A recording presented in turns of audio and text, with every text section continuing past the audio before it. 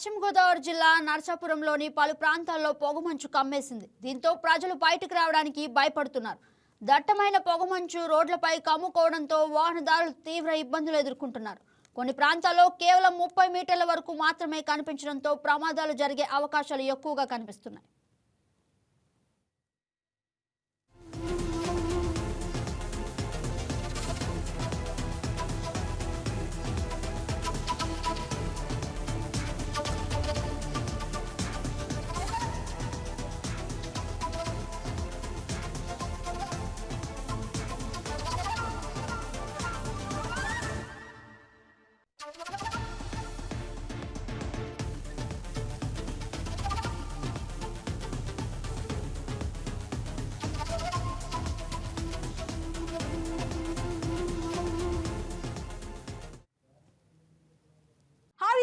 ఈ వీడియో మీకు నచ్చినట్లయితే లైక్ కొట్టి షేర్ చేసి వైకే టీవీని సబ్స్క్రైబ్ చేసుకోండి.